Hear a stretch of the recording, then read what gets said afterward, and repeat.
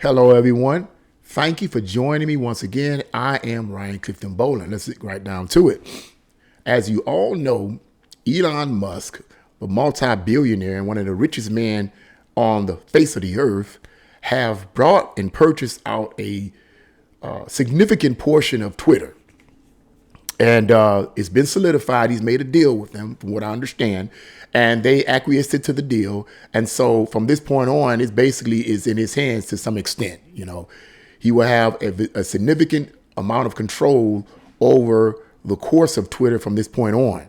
Now, what I'm going to do, I'm going to read bits and pieces of a portion of a article on Breitbart News, and I'm going to be giving you my commentary as we go along, because what is happening right now, according to this article, there is this, which I'm not surprised. I am not surprised the least bit.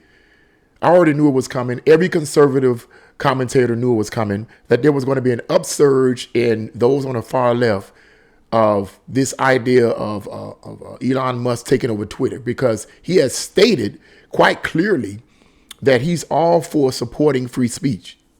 That is a problem for the far left. That is a problem for them. They don't want free speech. And there's a reason why they don't want free speech. Well, let's put it to you like this. They want free speech, but they only want free speech that fits their agenda, that fits their narrative.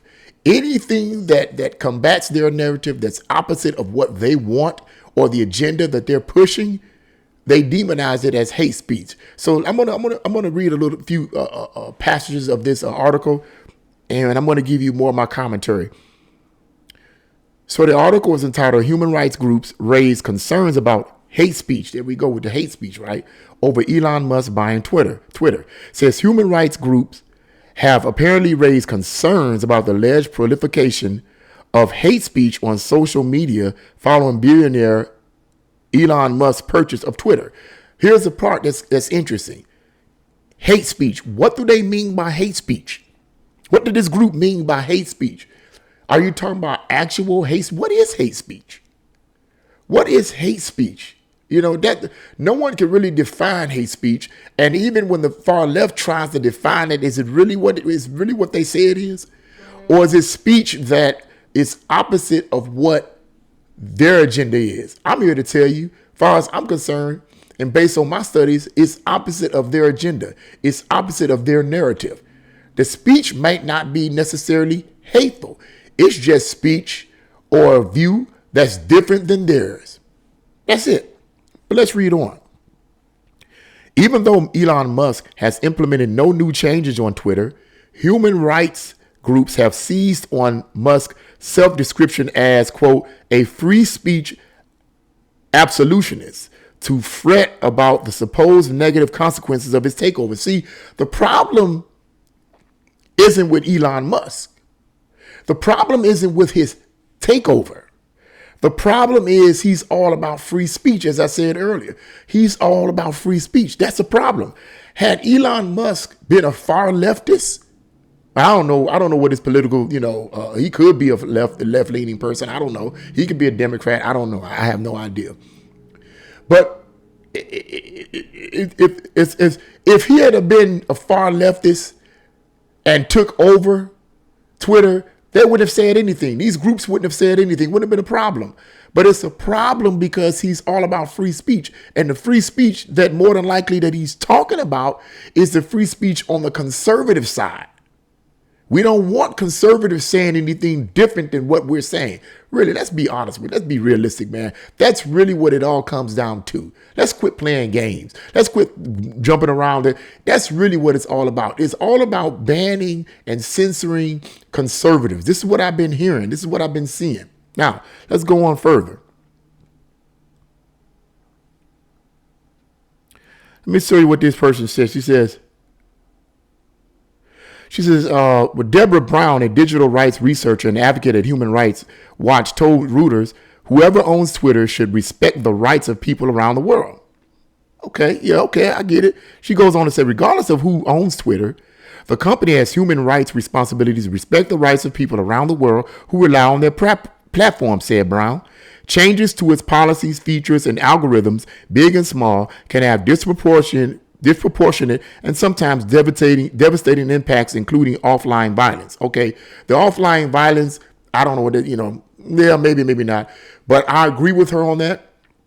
Now that Elon Musk has basically taken control to some extent, the question is, and I'm piggybacking off of my boy Anthony Brown Logan. The question is, what is he going to do? Is he going to initiate censoring people that he considers to be offensive, whose words may very well be offensive?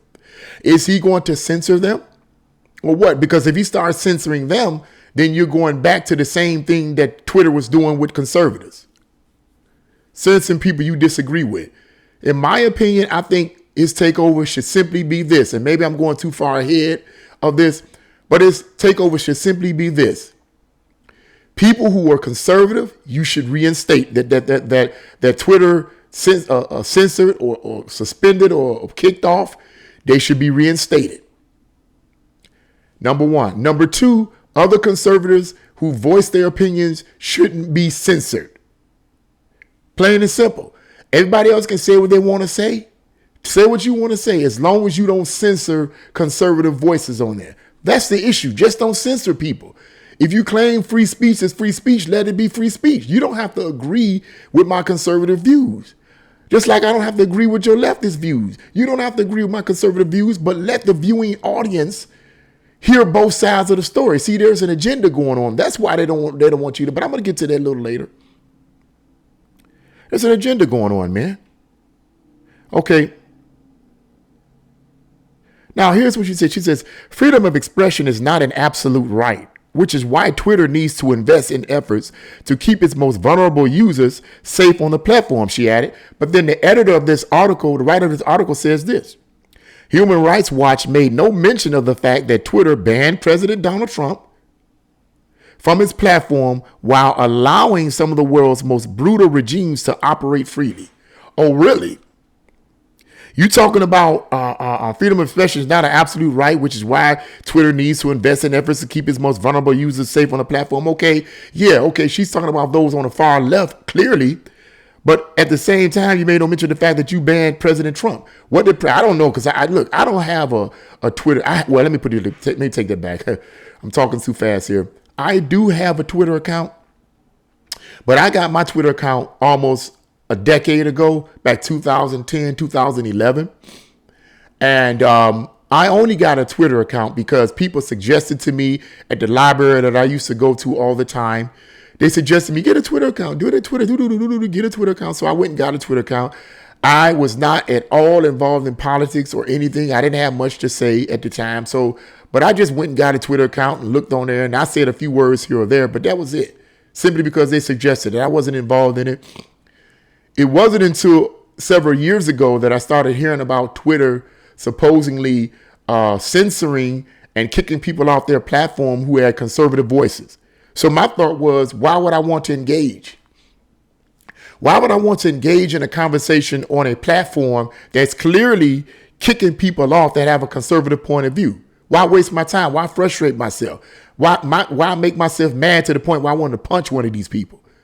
The devil is a lie. So why would I subjugate myself to that? But that's my whole thing. So I do have an account, but I might get back on it now that Elon Musk has taking control of it to some extent. I might go ahead and reinstate it and go back over it. And now I might be more freer because I have way more to say. I'm more educated. I'm more informed. I have way more to say that I think would help.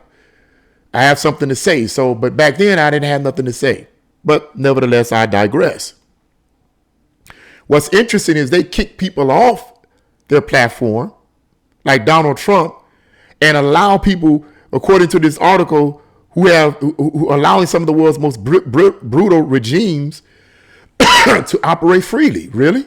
It's okay for these people, these regimes, individuals, to say the things that they want to say and do the things that they want to do. I don't know what they're doing. I don't know what pictures they're showing. But clearly what it is, according to this article, is brutal, is not good. But yet at the same time, you censor people on the conservative side. So that's the problem. So I'm going to stop there with the article. Right? You can read the rest of that article in the description box below. But let me just tell you right up front what I believe this is all about. Many of these groups these groups and these advocacy groups and so forth are communist, Marxist, and socialist sympathizers. Okay, they sympathize and support the idea of a socialist government or even a communist government, which is socialism 2.0. And they see and they believe that the government should control everything. And any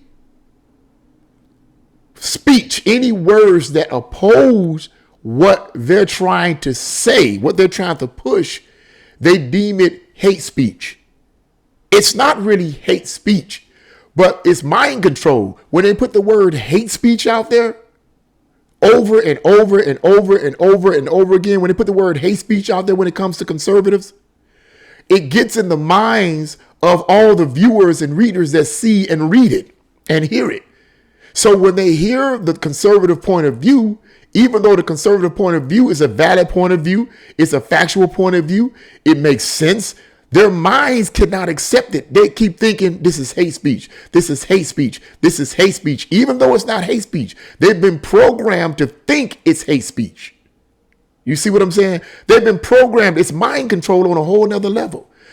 And see, that's why these platforms and these advocacy groups, Marxist, socialist, communist supporting advocacy groups wants to suppress conservatives. They don't want people to hear the other side. They want you to see only one stream of thought, and that is the leftist liberal stream of thought. Because anytime you see hear the other stream of thought, that causes you to have options.